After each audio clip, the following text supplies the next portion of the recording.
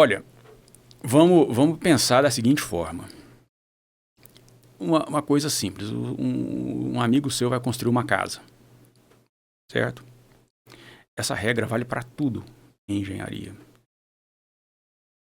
Vamos dizer que ele tem um orçamento lá de 1 milhão para construir a casa.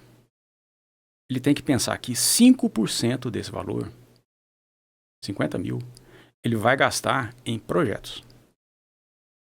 950 mil é o resto. Muito bem. Esses 5%, eles servem para fazer uma aplicação correta dos outros 95%. Porém, você tem que ter os outros 95%.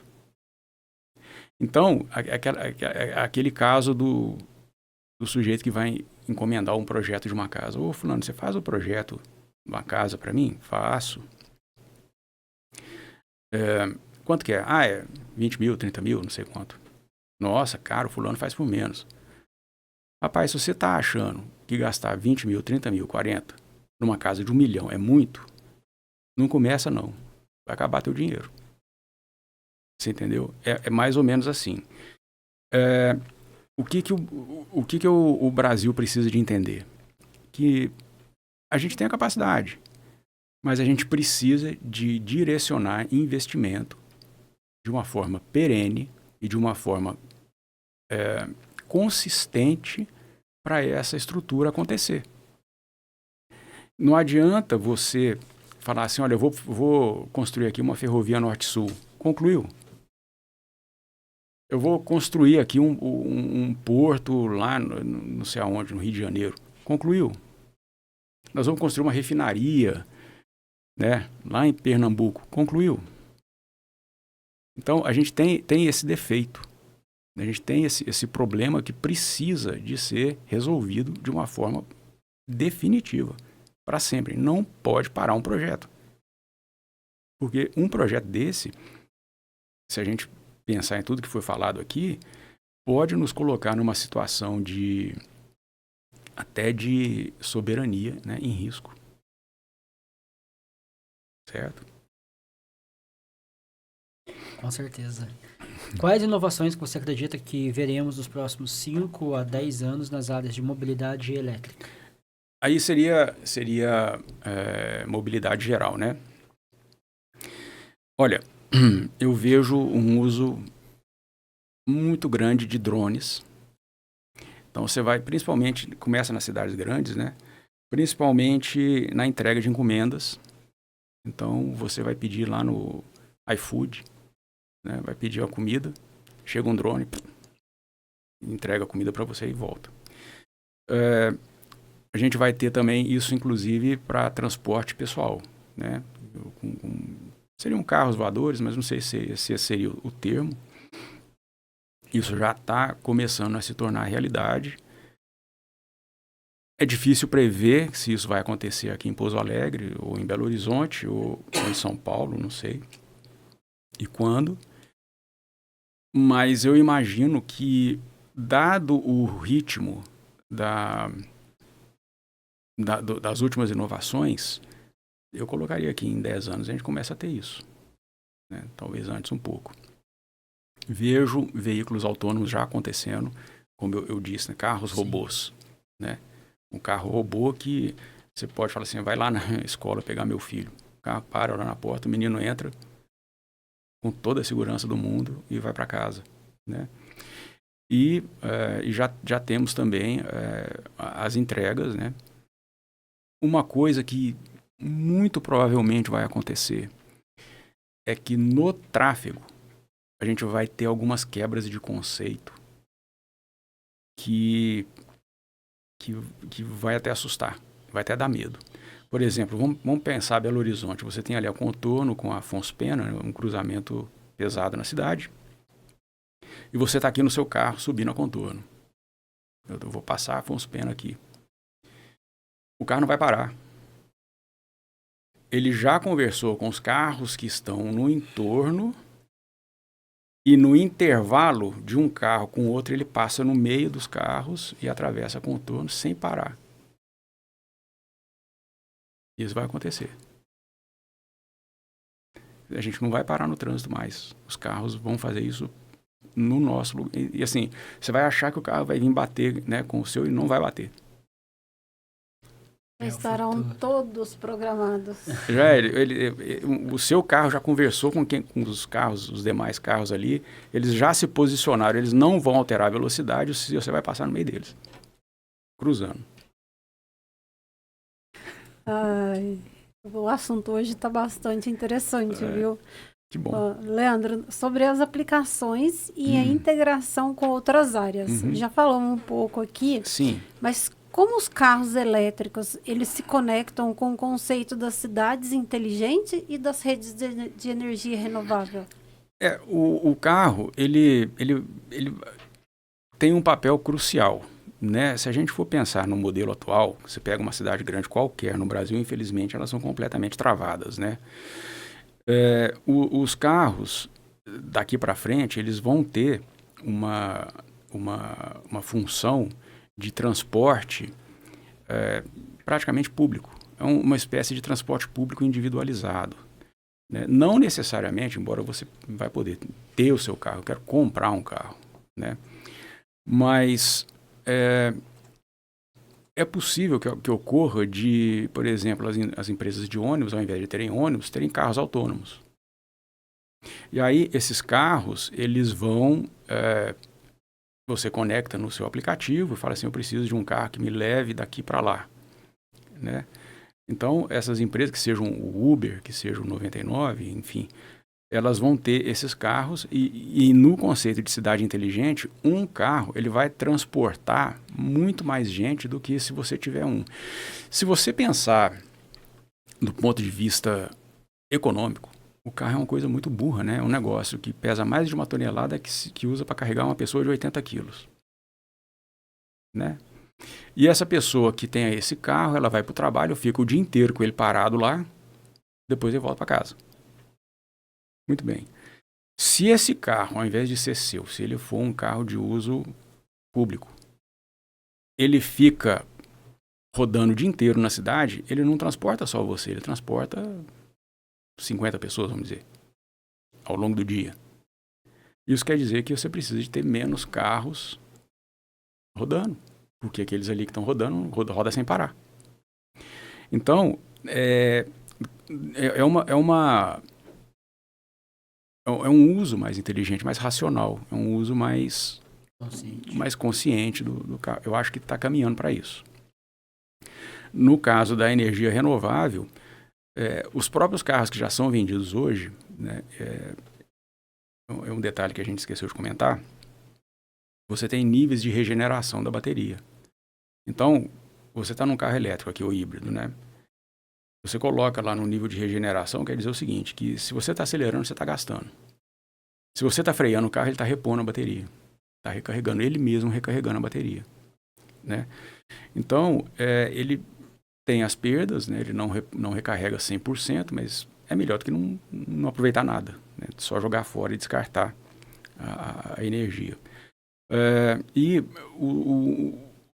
um dos principais objetivos que eu imagino que vai daqui para frente começar a acontecer é o carro que dura 50 anos.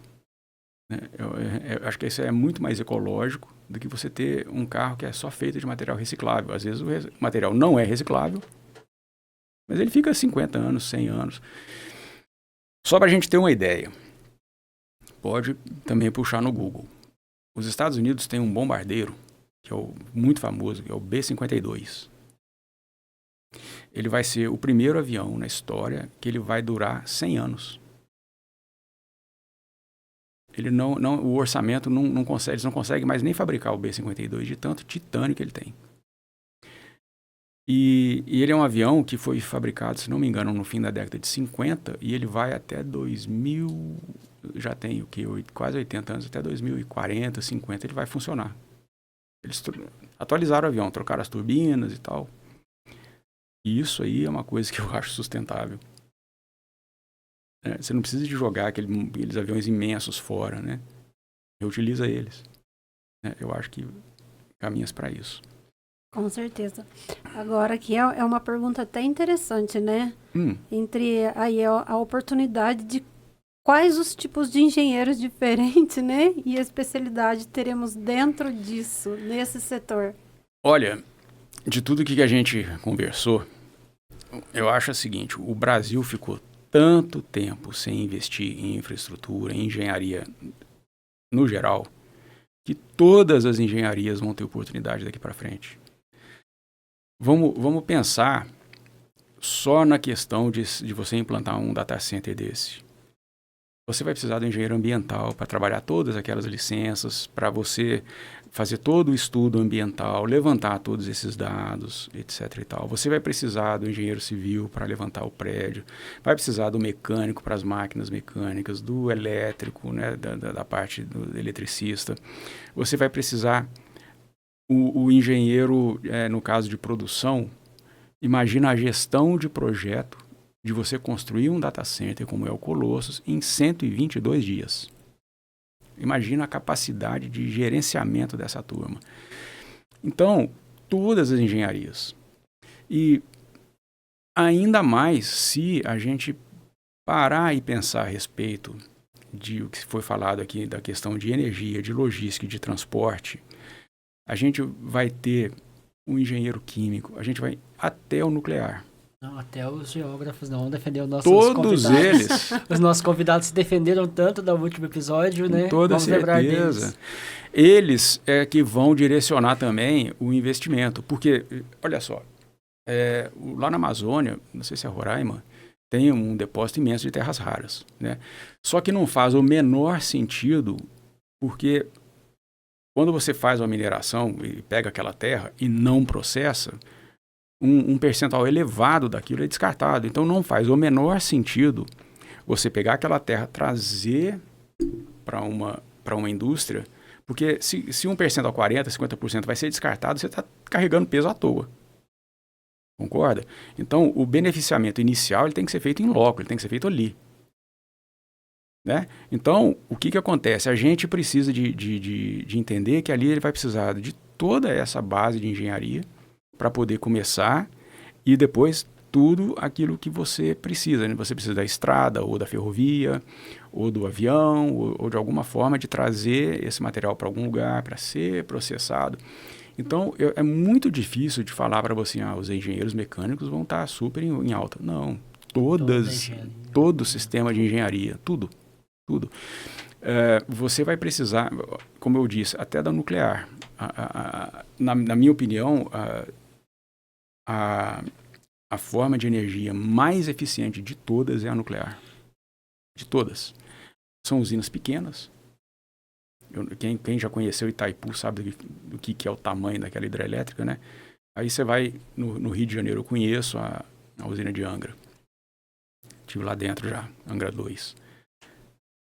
É uma obra muito interessante, mas não compara em termos de tamanho com Itaipu. Nem chega perto. E é muito potente. E é um combustível que dura muito tempo.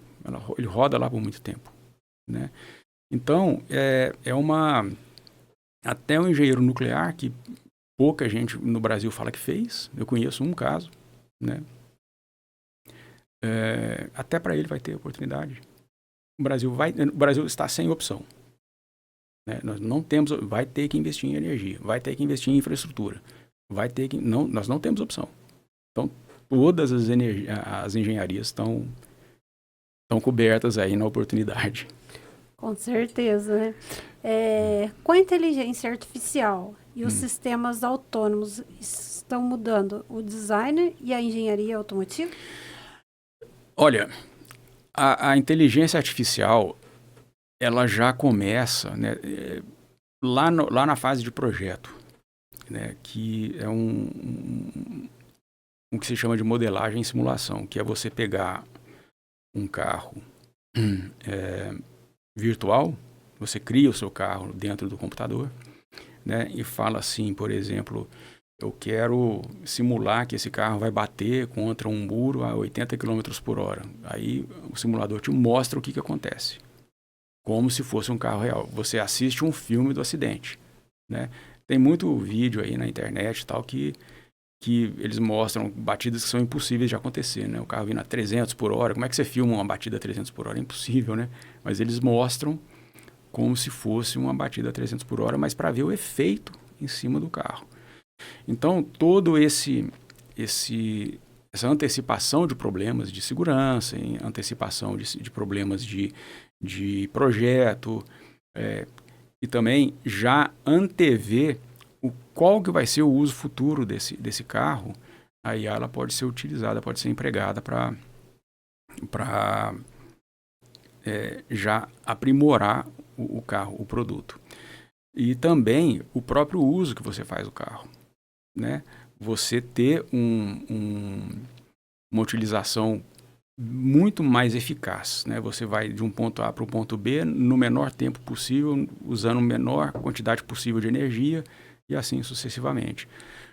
Na verdade, se a gente pensar no trânsito, como está acontecendo aqui na nossa cidade, né, infelizmente, seja por causa de obras, seja por causa do excesso de carros, a gente acaba dando uma volta muito maior para ir do ponto A para o ponto B do que se fosse numa condição normal. Então, é parte desse processo a gente buscar andar o mínimo de tempo possível, a menor distância possível, gastando o mínimo de energia possível. E isso aí a inteligência artificial vai trazer para nós. A mesma coisa é o mesmo conceito, por exemplo, de você mandar um WhatsApp para o seu colega. Eu tenho alguns amigos no exterior.